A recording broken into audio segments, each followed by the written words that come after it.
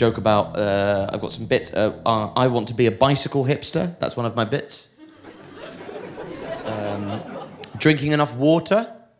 You know when people tell you, like, health-wise, you know how much water you need to drink? And you go, what? That's so much water.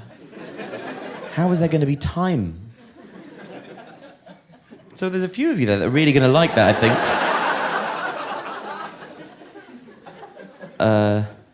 Privilege. That's not even a bit, that's just a reminder. And a bit about how when I was 11, my mum told me I eat chicken fajitas as if I'm sucking cock.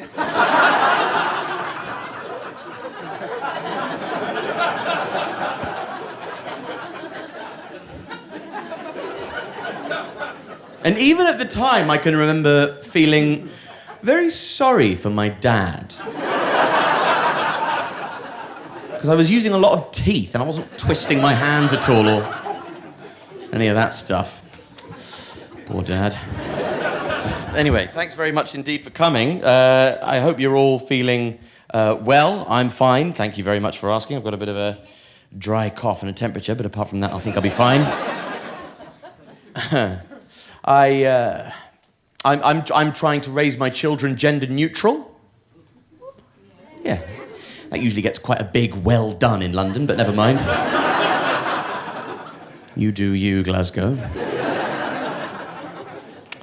I'm trying to raise my children gender neutral. My children, they seem very, very keen on gender. It's making it very hard for me to raise them as I would like, with my daughter constantly going, Daddy, Daddy, I want to be a princess. No, you don't. You want to be something healthy, like a seahorse or a door, okay? I've given both of you nice gender-neutral names, Onyx and Anvil. Will you listen to me? But Daddy, Daddy, will you stop calling me Daddy? It is a gendered term. My name is Leader. I'm back together with the mother of my children. Yeah, it's a good sentence, isn't it? There's loads of info in it.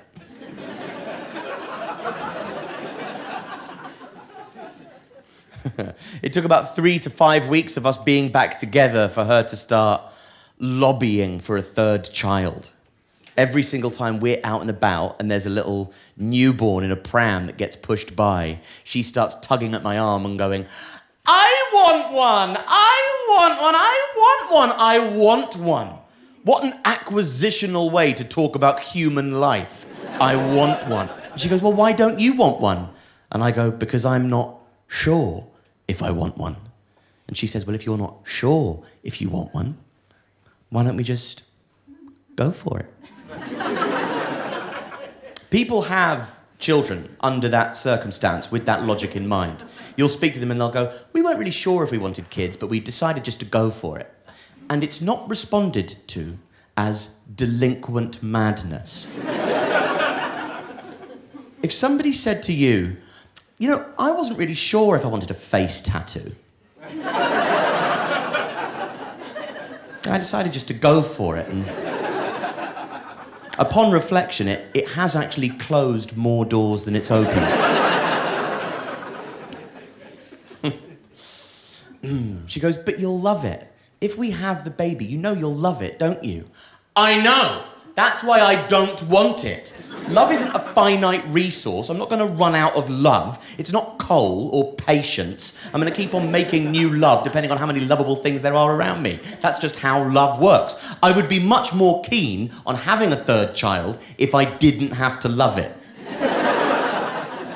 If you could come up to me and go, how are the kids? And I'd go, oh my God, Donnie's just started school and Margot's so sassy and fucking what's his name is in the garden eating booze out of a fox's mouth. I think. I don't care. I only ever wanted a dog. That's all I ever wanted. A little dog and all of the companionship, none of the anxiety, all of the love. Just have someone with you the whole time, a little dog, your friend. When you're watching a film, it comes and puts its jaw on your knee and goes, oh. You know? And if it dies, it's only a dog. I'm not actually asked. It's not giving you any time off work because your dog's dead.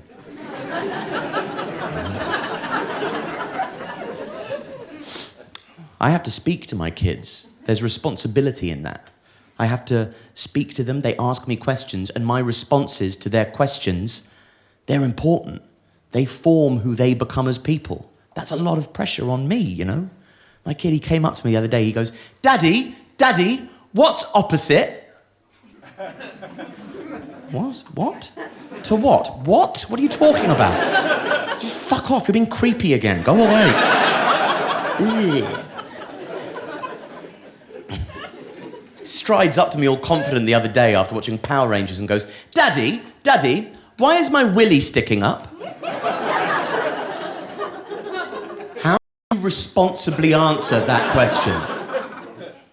I just had to say, listen, I don't know, okay?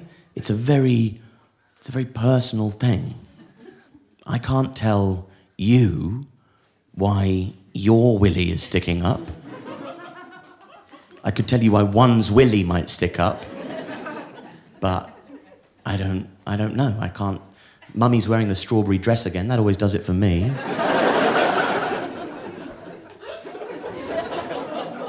Just before bedtime the other night, he was looking out the window at the night sky, and he said, Daddy, there's a new star in the sky. Did somebody die? I just went, yes. Loads of people. Constantly. It never stops. Boop. As we were leaving nursery the other day, like a huge crowd of people, like all streaming out of the nursery and holding hands with them, and he looks up at me and goes, Daddy, why does Yusuf's mummy wear a t-shirt on her head? Come here, please, come here. Thank you. Sorry. Come here, please. Come here. Now, no, listen to me. Listen to me. Listen. Yusuf's family believe that if we all saw Yusuf's mummy's hair, all of our willies would start sticking up.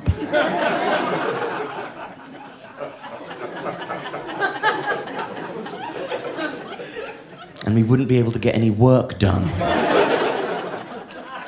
And I don't agree with them, but my God, do I respect them. All stifling your laughter. It's on film, pigs.